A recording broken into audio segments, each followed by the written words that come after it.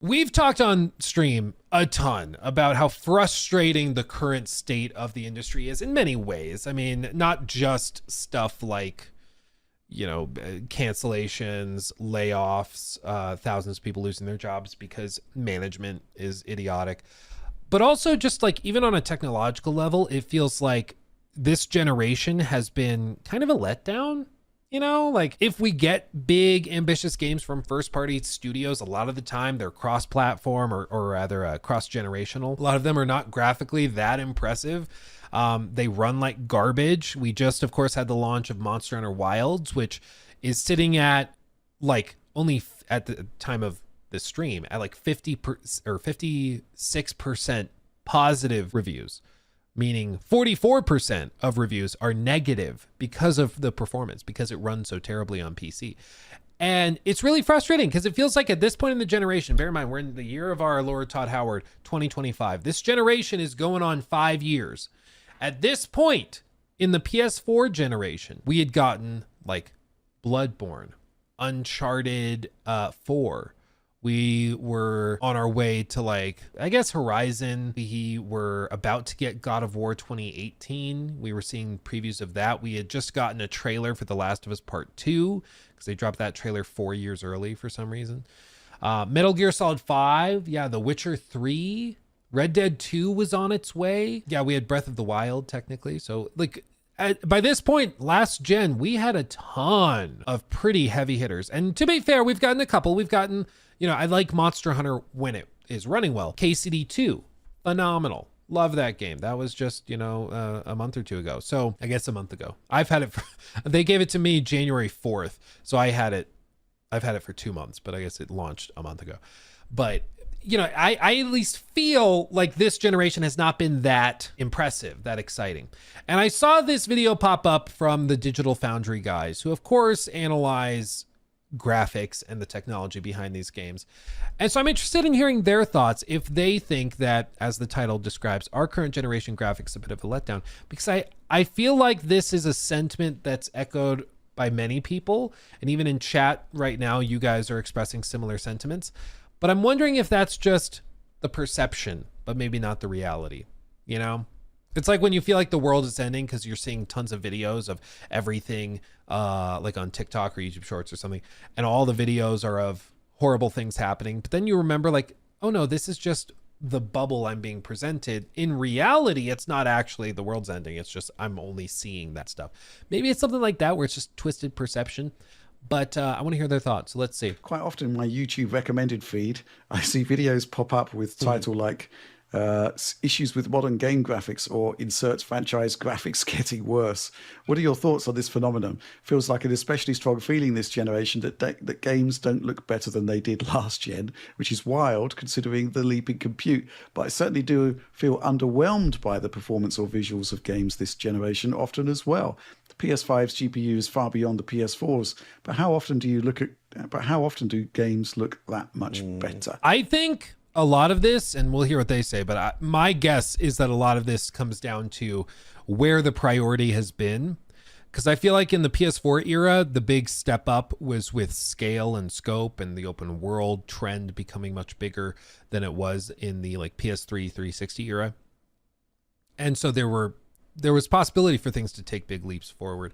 But this generation, the focus has been on like ray tracing, which is exponentially heavier to run and requires and mandates like upscalers and all sorts of tricks to get it to actually work. And ray tracing just as a function of a graphical equation, like it's just not as impactful as something like physics sim with destructible environments or bigger, more dense foliage and things that are much more easy to spot compared to like more realistic shadows. So I think that's a big part of it, but we'll see what they say. What do you reckon about this, John? I mean, the phenomenon of this particular type of video is gaining traction, that's for sure. For sure. And there is kind of like, what can we say? I think from my perspective, developers are looking to innovate and improve graphics in ways that are quite extraordinary, but beyond the technical leap of the hardware that's been delivered to them. And the result of that is that you get this improvement to visuals, but it does come with a cost, which I think is maybe what's causing this stuff. But I'm curious what you think about this. Correct. And I think it's a multi-pronged approach. And first, I would say that we are in sort of a state of growth in terms of graphics technology. And this is a state of growth that we've been in many times before, such as when 3D was first introduced to the world. It was very rough early on, but it was a necessary, difficult step to get there. During the PS360 generation, that was also a very difficult time. That was when we saw the rise of modern programmable pixel shaders, vertex shaders, and a lot of other modern techniques, real-time shadow maps everywhere, real-time lighting. But in many ways, it could be argued it looked worse than the generation that came before it. Now I think we're facing a multitude of problems that are all kind of coalescing together to create sort of something that I can see someone perceiving as a step back. First of all, I mean, real quick, just initially, I like the idea, and I think it makes sense that perhaps we're in a bit of a transitionary period. Because, I mean, with certain things, we clearly are. I mean, ray tracing, love it or hate it, it's the new staple. You know, if rasterized rendering used to be the main way of doing things, now ray tracing is the expected level they want to hit. That's the goal.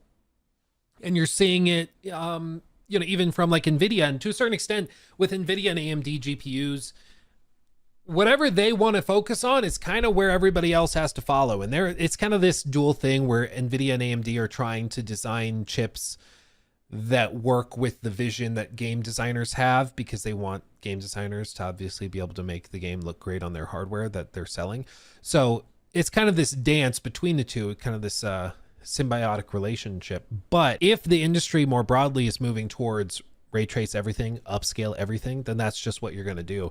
And because we're in the early stages, it's reasonable to expect that it's going to get better, and we will eventually be at a point where its performance is not dog water at all times. But yeah, I guess that's a more hopeful message, as opposed to just publishers are trying to cut corners now. You look back to say, one example that always springs to mind is something like Uncharted 4. Especially, I'm going to point out there's this room at the end during the epilogue to the game that is often highlighted as like, look at this is amazing. And it absolutely is. The reason it looks so amazing is because they have pre-calculated some beautiful lighting, and that combined with, of course, the artistry of the team that worked on the game, right? So this is like you're starting from this point. You have this beautiful area, beautiful room specifically. So what modern technology is trying to do, obviously, is, okay, can we reach this fidelity, but actually generate it in real time? That's where we're moving towards. But why do you want to do it in real time? Well, one, that makes the actual lighting a lot more flexible in terms of what you can do with it. If it's just a single room like that, that's fine. Maybe you don't need it, but in a lot of cases, it can be very beneficial to gameplay because it allows for a more dynamic scene, especially once you start to tie in actual moving objects, physics-based objects, other enemies. Those things do not integrate naturally within those scenes. So that famous scene at the end of Uncharted, there's really nothing in there except for your character model walking around. And so as a result, they don't have to worry about that. Which, of course, that opens another can of worms in terms of scoping your project based on what you're trying to do artistically, right?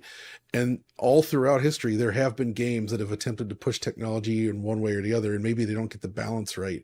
And they create something using technology that maybe they didn't need in the first place, right? That's a whole separate other thing. I do think he's right, though. Like, if we're pointing to something like The Last of Us Part 2, which was on the base PS4. I mean, you could play that on a 2013 device. I just wrote The Last of Sus.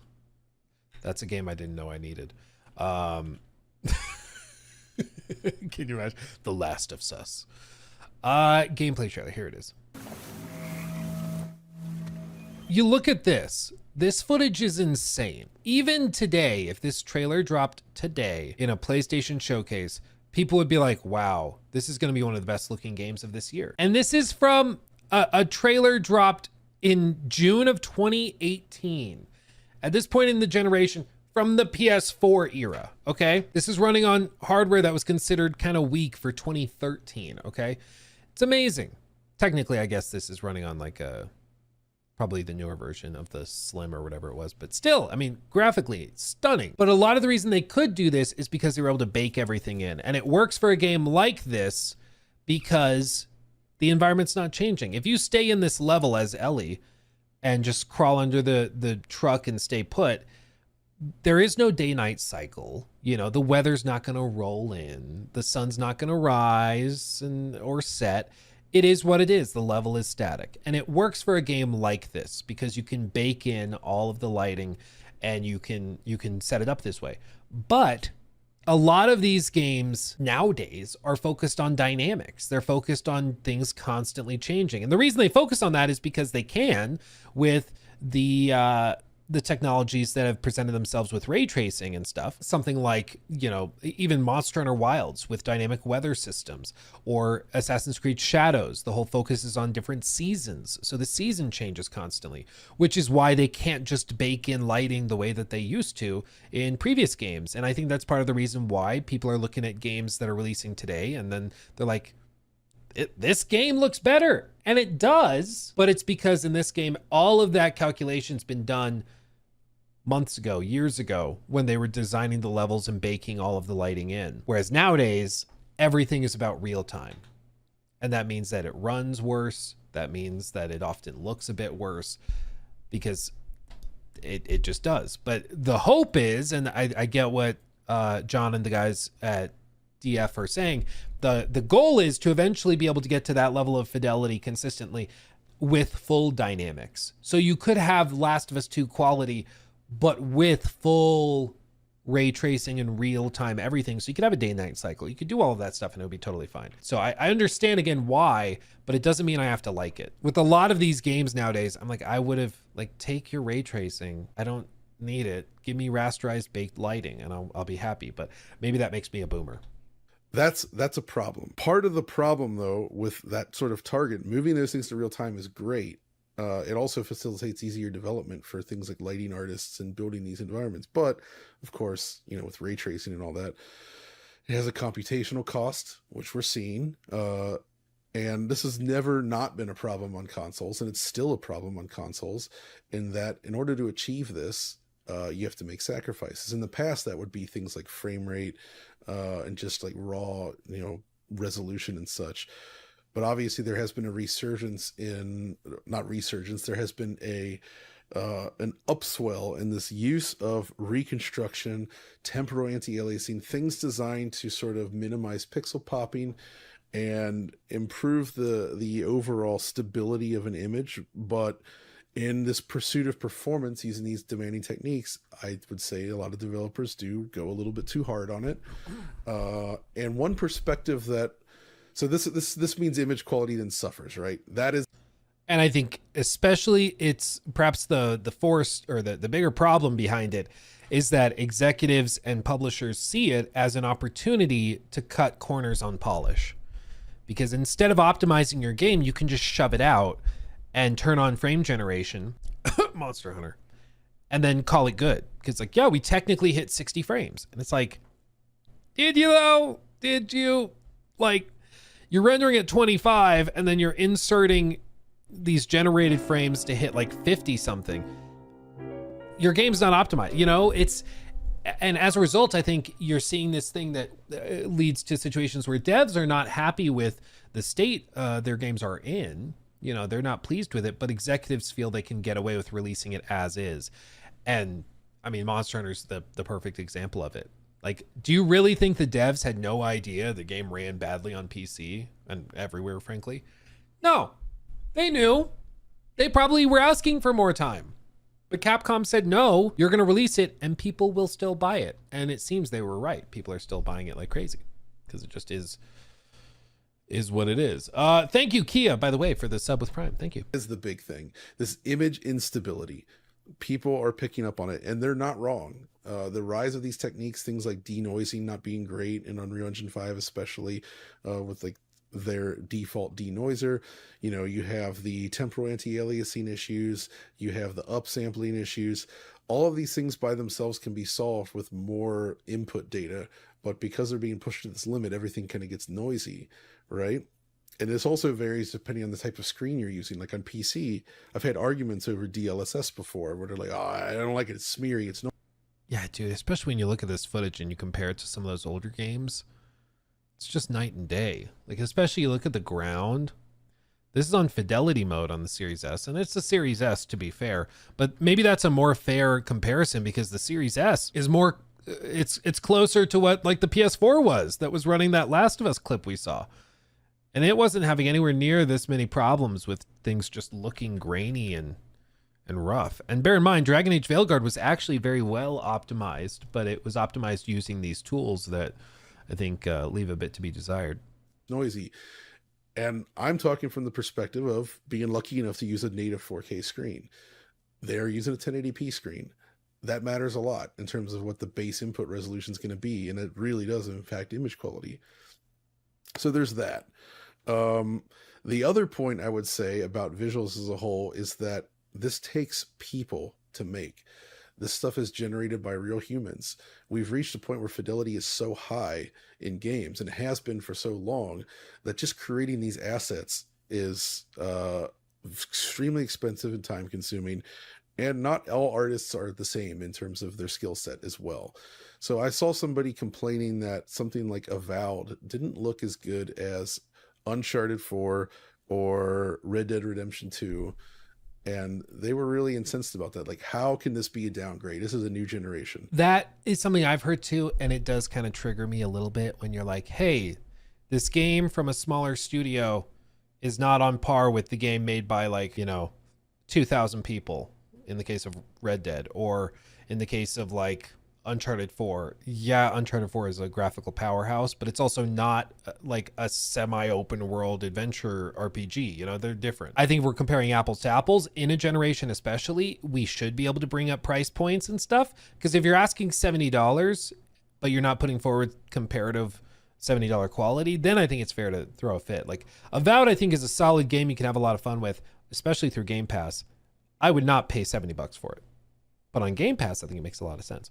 But anyway, that's sort of beside the point. Continue. But that bumps up against this whole issue with manpower and like what people can realistically achieve and budgets and all these other things. So it's not even the technology anymore that's impacting the visual presentation, right?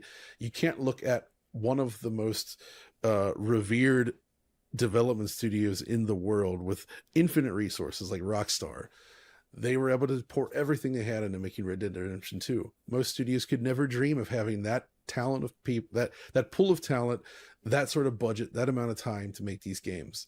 And that's what was necessary to get there. So, something like Avowed has to leverage new technologies like, Lumen, Nanite, and what that, to sort of push its graphics game up a bit while still having constraints in other areas. So I think it's just a whole mix of these all issues coalescing together, and the fact that diminishing returns is, I would say, kind of real to a point. And that also ties in again back to the whole real-time versus baked kind of stuff that we've been able to achieve great looking visuals for so long. So, and then lastly, everybody has a different eye for things. Like what my eye focuses on, what you see in a scene and what you appreciate can be totally different to what somebody else sees. Like the things that annoy us might not annoy another person, right? Like you have little frame inconsistencies, like little frame time spikes. There's a lot of people that do not care. They don't notice it. That's where the whole runs fine on my PC thing comes from, right? But they might Thank you. Yes. Because you'll see people who are playing Monster Hunter and they're like, I can't frankly see the problems with textures. I don't know what you guys are talking about. And it's not that they're special. It's not that they have a special version of the game. It's that they just don't notice it. They just can't see it. I was just talking to a buddy of mine the other day, 2 days ago, and he was saying, I've done the YouTube videos. I've done the side-by-side tests. He's like, I straight up, my brain does not process the difference between 30 and 60. Like when they're both on screen at the same time, I can tell the difference, but I can't tell the difference if you play a 30 frame clip and then you play a 60 frame per second clip. He's like, I wouldn't be able to tell you which one. I was like, okay. I mean, some people are like that, I guess. I saw it when we were doing demos of high-end TVs when I worked at Best Buy. in the Magnolia Home Theater, where we had all these demos specific for like selling people on this idea to go and buy the $2,000 TV or the $3,000 or $4,000 TV. It's like, look how much better this screen is compared to this one. Like we would show them an OLED next to an edge-lit TV. Not even like a really backlit TV, but like an edge-lit panel that looked like crap. You know, the kind of TV that like the blacks on screen, if it's got like black bars on the top and bottom of the actual frame, those are like light gray because the lighting behind the screen, or on the side of the screen rather, is so poor. And we would do these side-by-side demos, and every once in a while we'd get somebody that could not tell the difference. Or they'd think that the other one looked better because it was brighter. And like, as a TV salesman, it's just the most triggering thing you've ever heard. You show them this beautiful, masterfully crafted OLED panel, and then they're like, I don't know, I like that Toshiba over there that you have on clearance. I think that looks better. And I'm like, get out of here. Get out of my face. Get out of my sight. But some people are like that. They just straight up can't tell. Or they don't care, you know? And I honestly, I think you're right, Jean. Blindness is bliss. I kind of wish my brain worked that way, because imagine how much cheaper life would be if you didn't care. You know, it's like the people, imagine getting to ride in a McLaren and then getting to sit in like a 1992 Honda Civic, and you know, the Civic has like 300,000 miles, and then you ride like 10 miles in each of them, and the person goes, yeah, I think the Civic, so the Civic is the sports car. Like, imagine how much easier life would be if you honestly like just, yeah, I think the Civic sounds great. Yeah, that thing's badass. Did you hear the sound it made when we started going uphill in a 3-degree incline? Man. Hey, don't knock my Civic. Dude, I never had a Civic. I had an Accord. And prior to that, I drove a 1996 Volvo station wagon that low-key kind of looked like a hearse, but that thing was great. That thing struggled, though. You would go uphill, and you weren't sure if you were ever getting up there, because it was fighting for its life, man. You know, oh, man. Those old cars had character. It had character, you know? It had character. Anyway, what was I talking about? Oh, yeah, the people who don't tell the difference or can't see the details or the things that you're pointing out.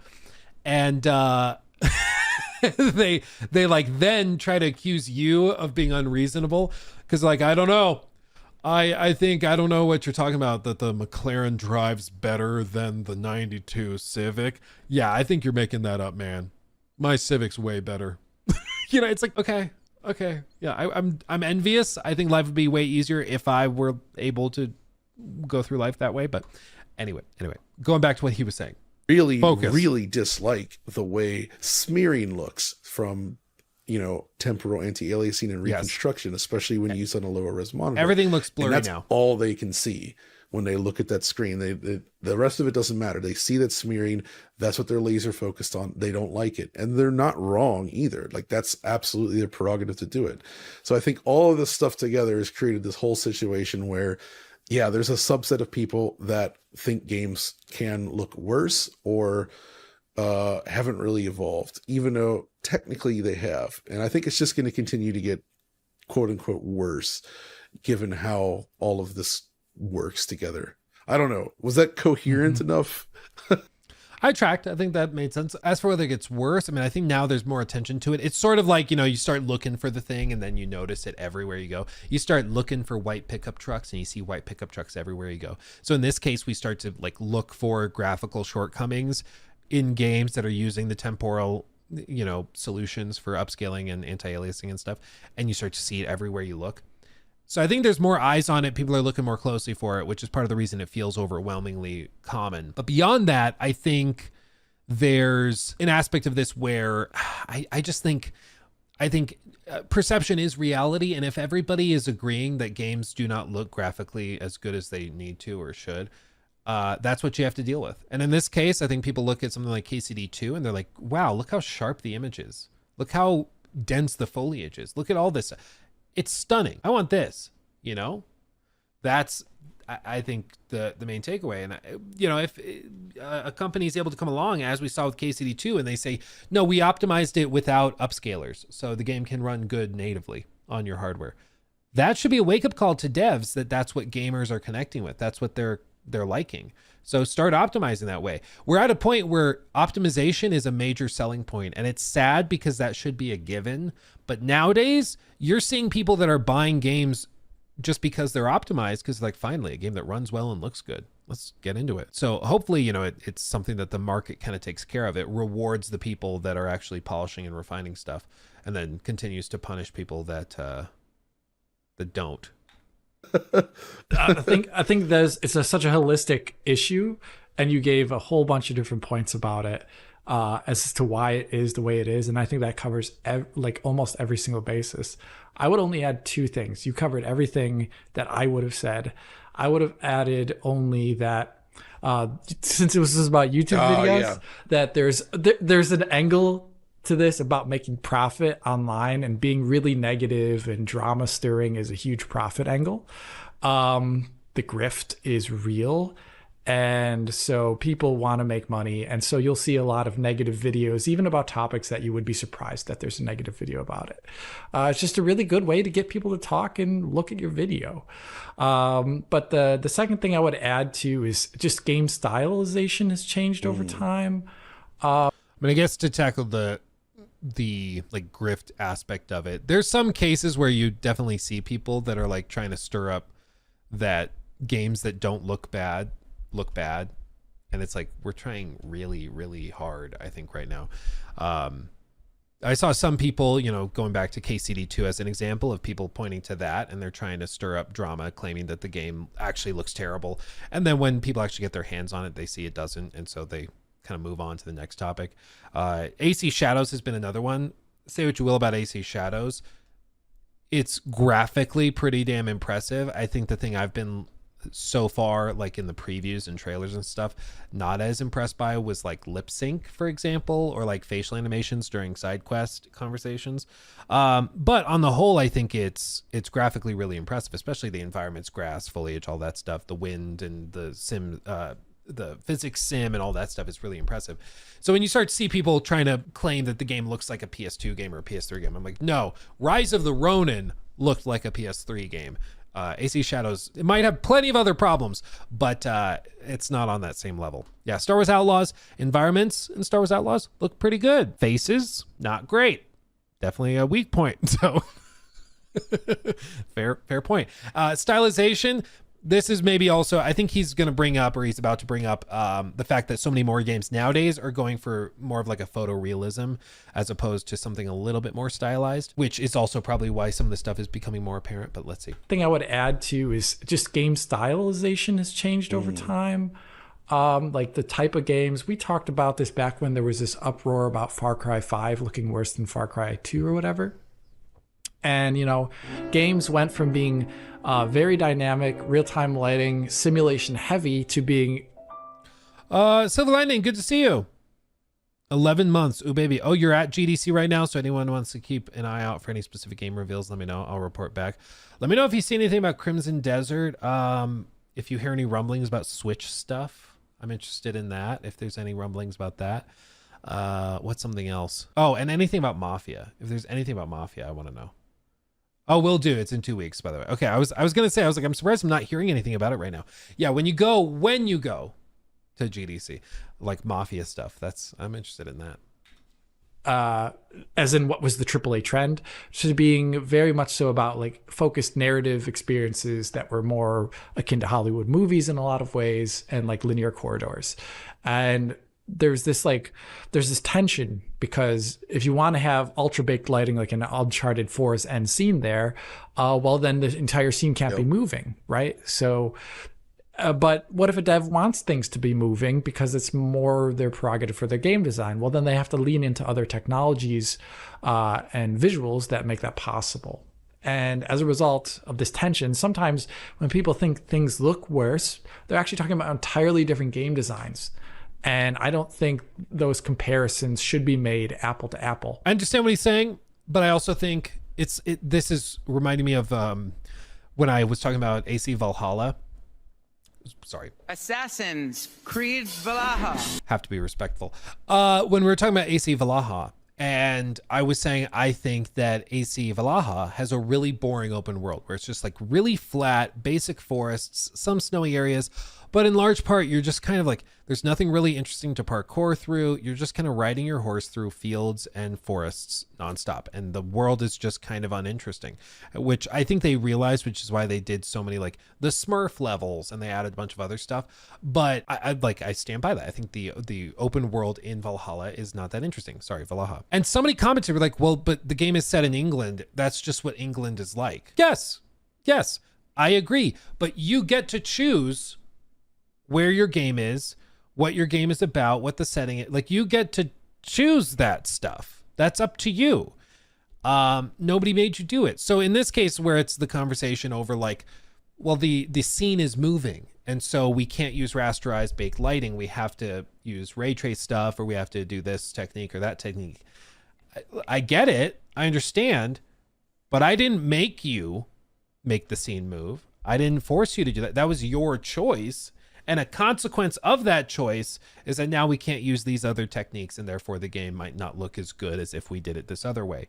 So I understand maybe he's pointing out that like you have to compare apples to apples to the extent that if you're going to look at a game that has the static lighting and you can bake it, compare modern games that do that to older games that do that, and then compare modern dynamic games to older dynamic games if there are any. And I can understand that, but I don't think that's necessarily a refutation or a counter to the frustration people have had, because ultimately it's the devs who are still just like deciding and choosing to make those scenes dynamic when they could have had them static and just reworked things to get it where it needs to be. Happy Mario, because of the setting, is not an excuse for boring environments and level design. Well, and ultimately, if your setting requires you to make it boring, like choose a different setting. If we make a video game, and it's set in like a dentist's waiting room, and then all the reviews are saying, hey, the environment is super boring, it's just like a waiting room at a dentist's office,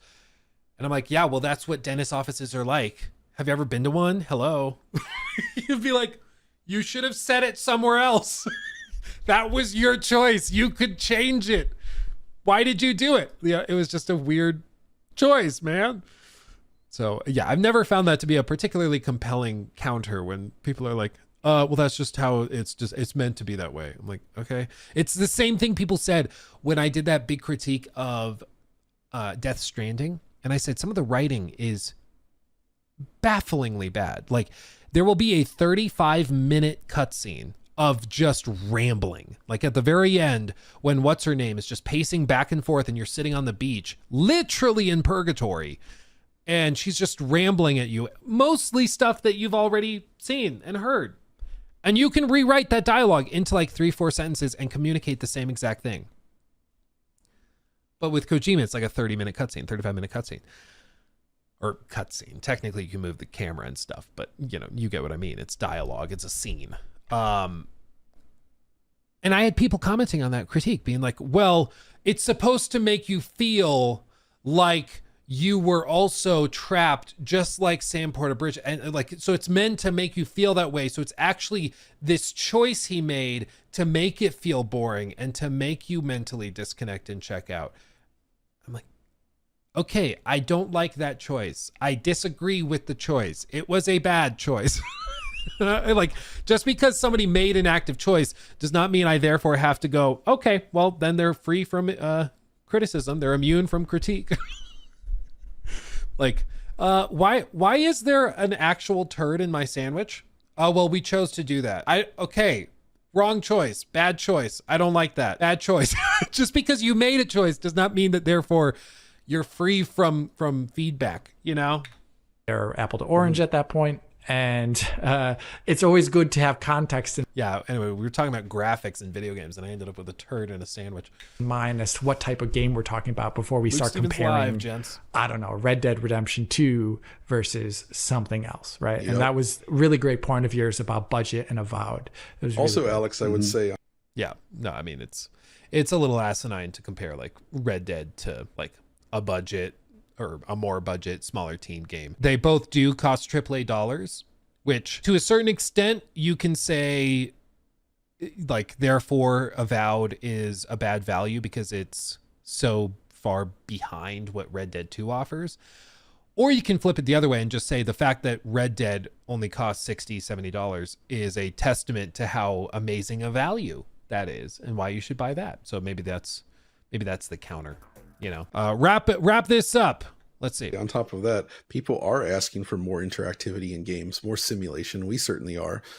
This is key to getting there, right? It went away for a reason, and it's because of this rise of all this advanced baked lighting, physically based materials, everybody trying to make these things look super realistic and good, and they got there. But I think something like the Order 1886 was one of the first to really do it. It's a perfect example of those limitations. It looks insanely good even today, but it is like extremely static. Everything is locked in, and game design actually followed this trend by and large for many, many years. And we've not gotten back to the simulation heavy stuff that we'd like to see, but all this real-time rendering, this is key to getting there. Without it, you're stuck. It's an interesting perspective to view it as growing pains to get to something better, where it's like we're building to a more dynamic, flexible world where you could have games that are doing way more dynamically and still look great. And so maybe this is just a growing pain to get to that point, and that's why it feels rough now. But once the technologies are mature, it'll be awesome. It's an interesting thought, and I like it. I think the key though with this is like the move that he brought up earlier, the move from 2D to 3D when there were similar growing pains like this, or the shift from some of the technologies in the PS2 era to the PS3 era. Those shifts were visually, you know, significant, and they were tied to the technologies they were developing. And once they got to the point where they started doing it and seeing the benefits of it, you know, they eventually polished it up and got it to the point where they were able to have optimized games that ran well and looked really, really good. But there wasn't like a lot of incentive from executives to cut those corners. In fact, there was kind of the opposite, where like the people greenlighting these projects were trying to get the games on the graphical level they needed to be as quickly as they could. Whereas right now, it feels like the biggest problem, at least for me in the industry, is that there is an active incentive for a lot of these companies to use temporal upscalers, for example, to not optimize their games because they can save money by cutting that corner and just rely on frame generation and upscalers to get performance where it needs to be. And I think Monster Hunter is the most recent perfect example of that, where they could have delayed the game by 3-4 months, polished it, gotten it running better, and then put it out. But instead they launch it early before it's really set and where it needs to be, in my opinion, especially for mid and low grade or low tier hardware. But they put it out because they think they can just get away with it. They prompt you when you boot up the game the first time and they say enable frame generation, because they're hoping that for the average consumer, they won't notice the difference and they won't notice that it's running poorly, and they just move on from there. You know, and I don't know if it's one-to-one, because I think right now I'm trying to think of what pushes the big publishers into optimizing their games versus just doing what they're doing now, which is putting out stuff that's not well optimized, runs like crap. And really the only thing that happens and the only thing that leads to any change is money and voting with your wallet. But the thing is, like, these big games, whether it's Jedi Survivor or it's Monster Hunter Wilds, you have games that are not optimized, that run like crap, that they put out anyways because they know people will still buy it. And they're not wrong.